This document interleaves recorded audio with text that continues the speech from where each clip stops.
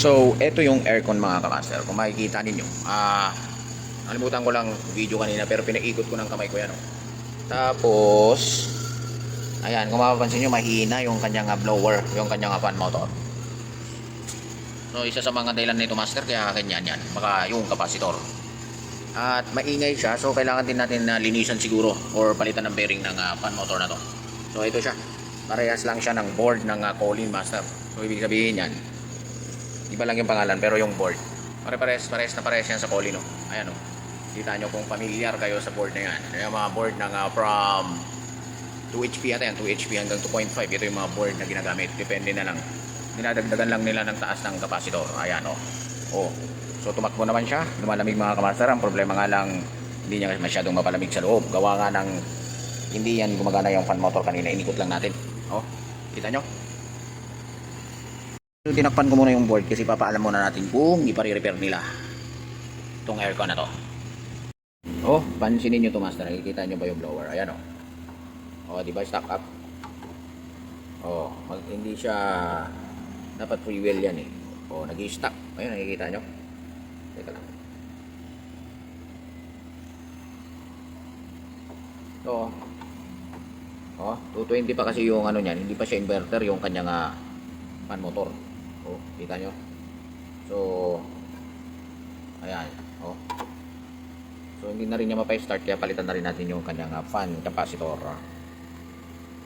Ito yung ating aircon mga kamaster. Kung makikita nyo, parang walang error. Pero pagdating doon sa labas, may makikita kayong hindi tumatakbo yung kanyang fan motor. Alright, so Kisho brand to. Kisho, pero yung board niya kaparehas lang ng Colin. For short, galing sa mga inchik. Mga kamaster, kung makikita nyo, tumatakbo na yan. Pero yung fan motor niya hindi tumatakbo. Ikutin natin Oh, ayaw. Oh, kita nyo? Saka pa lang siya tumakbo nung inikot. So kailangan talaga itong matanggal mga kamaster. At saka ang hina niya. Grabe kahina nung takbo niya. Oh. So patayin muna natin ito. Then pull out natin yung board at saka yung fan motor. Siya. Kung makikita nyo, ang kanyang fan motor, ano parang 220 pa, hindi pa siya inverter, hindi pa siya controlled by board. O may sariling mundo, kumbaga. Ayan o. So kalasin natin yan. Titingnan natin yung capacitor ng ating fan motor. Alright, then napalitan na rin natin to kasi lumubo na sa ilalim. Ayan o. So ibig sabihin pabigay na rin yan. Filter yan, filter para sa board ng control ng compressor. Oh, so yan yung connection para hindi kayo magkaligaw-ligaw. Oh, meron naman siyang diagram dito.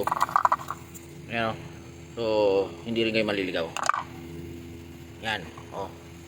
Oh, yan siya. Baliktad ba? Oh, yan naman. So, may kulay naman yan. Yellow, blue, brown. So, brown line, neutral, blue, yellow communication. Okay, so ganoon lang siya. Napakadaling gawin mga kamaster. Kayang-kaya mo yan. Okay, so pwede naman nating tanggalin itong mga sensor kasi nga fan motor lang at saka fan capacitor papalitan natin dito. So nandito yung kanyang yung kanyang ambient. Saan siya located? So pinakita ko lang para alam niyo kung saan. Pero pwede na siyang tanggalin dito. Wag na natin tong iiwanan natin. May mga spare naman tayo doon para hindi na tayo magkakalas sa mga ganyan. Kasi hindi naman siya board problem. Okay naman tong mga sensor mga kamaster. So kalasin ko muna. So ayan siya mga kamaster. O yan. Yung capacitor na yan ang papalitan natin kasi pundido na yan. Medyo ano bang value niyan? Alam ko 2.5 yan. Makikita nyo yan pag ni-repair natin yan. Pati ito, palitan na natin 35 UF. Ayan 35 UF. Tandaan nyo yan. Pag pupukpukin nyo master, ilagay nyo lang yung tornilyo nyo ng ganyan. Ayan o. Makikita nyo, nilagay ko siya ng yung pantay lang ba? Pantay. O ayan o. Para pag pinukpok nyo, hindi masisira yung thread kasi mahirap magbalik kapag ito'y nasira yung thread nito. Tsaka limited edition yung mga yan. Wala kang makikita niyan master. Magpapalit ka ng buong fan motor pag nasira mo yan. Makita nyo lumubog na oh. Tapos ito hindi siya nasisira. Oh, konting ano lang yan, ikot-ikot, ayos na yan. Yan oh. See? Yan ang purpose niyan para hindi masira yung inyong thread sa fan motor.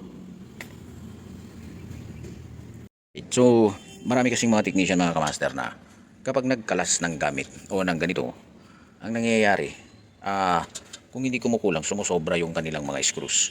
So pinaka the best na gagawin mga kamaster, kapag ganitong nagre-repair kayo ng mga board or ng mga condenser, much better siguro i-ano nyo yan, ibalik nyo muna. Ayan, ganyan katulad ng ginawa ko. Binalik ko muna yung sa may fan motor. Pati lahat ng mga screws nito, ibabalik natin. Makikita nyo mamaya. Kasi ang purpose niyan, para naman kapag isa sa inyo, sa mga kasama mo, ang babalik dito, nandyan lang yung mga screws. So wala tayong kumbaga mawawala. Di ba? Napaka-effective na way para hindi mawala ang mga screws. O, tingnan nyo muna. Mamaya, i-assemble ko muna. Wala kasi akong kasama, kaya one man army. So yung kanyang reactor, capacitor, iniwan ko na yan kasi papalitan ko rin yan. Ayan, tapos yung fan blade. So dyan lang yung mga yan para hindi mawala mga kamaster. Tapos lagay na natin yung cover, ha. So ayan, ayun o, nakabalik na yung mga screws. Then pati dito, yung blade natin, iniwan muna natin dyan, yung reactor, yung kanyang capacitor. Alright, so gaya ko nga sinabi ko, fan motor lang ang i-repair natin dito. At kung sakali man na may problema ang iba, may mga spare naman ako doon. So okay na ako dyan. So ganyan lang ang gagawin master para hindi ninyo mawala yung mga screws. Yan na nga mga kamaster, binalik muna natin ang mga screws. So ayan, para naman na yung gagawa kasama mo. Pagka hindi ka nakapunta at yung kasama mo ang pupunta, alam na niya. Nandiyan lang yung mga screws niya. Okay? Alright. Di ba? A few moments later. So, eto yung board natin mga kamaster. Binuksan ko na. Kung napansin nyo, nung chinek natin ito, okay yung ating compressor. So, ibig sabihin lumalamig. Lumalamig siya pero napakahina nung kanyang fan motor. So, sa mga case na ganito mga kamaster, pinakamaganda mong i-check kagad dito yung kanyang capacitor. Itong brand na to, yung capacitor niya, nandyan mismo sa board. Kasi inverter na nga ito, master. Kaya pinapatakbo ito galing sa board. Okay. So, i-check muna natin yung ating capacitor using our tester na kaya nang mag-check ng capacitance tester. Kung makikita nyo, wala. 171 lang yung kanyang value na dapat sana ay 2.5 microfarad. Alright, so defective yung kanyang fan capacitor. Okay, so next natin gagawin mga kamaster, we will remove the fan capacitor inside this board. Okay, so iinangin muna natin, tutuin yung kanyang mga terminal para maganda. Mabavacuum mamaya ng ating vacuum pump para sa tingga ng ating fan capacitor. Alright, so ganyan lang naman. Sa mga expert ng paghihinang, alam naman na to na proseso. So lutuin mo muna yan kasi nga mayroon niyang insulation, yung parang rubberized na nilagay dyan para hindi basta-basta luto ng ating soldering iron kapag tayo magtatanggal mamaya.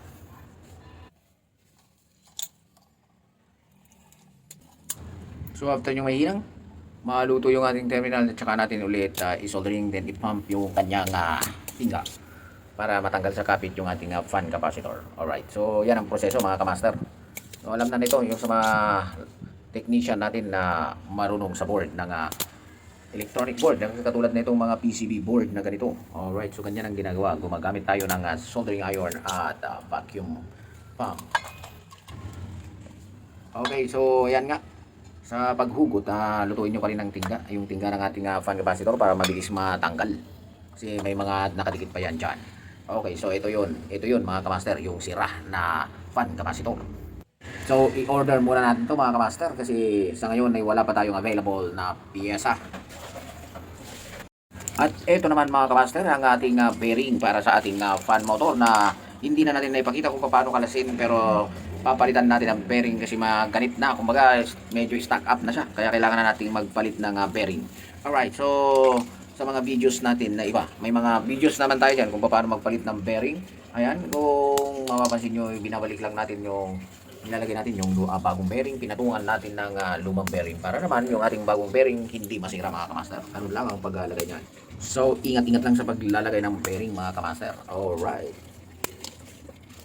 so yan ang ginagawa natin yan. Yung ating lumang bearing, pinapatong natin sa ating bago para kapag naglagay tayo ng bearing, hindi ito masira. Kasi kapag tinamaan yung bulitas ng ating bearing, maaaring magiging mahigpit din ang ikot ng ating bagong bearing. Alright, so next, sa harap naman, ito na nga, inilalagay na rin natin at pinatong din natin yung luma para maganda yung pagkalagay ng ating bearing. Alright mga kamaster, so ganyan lang.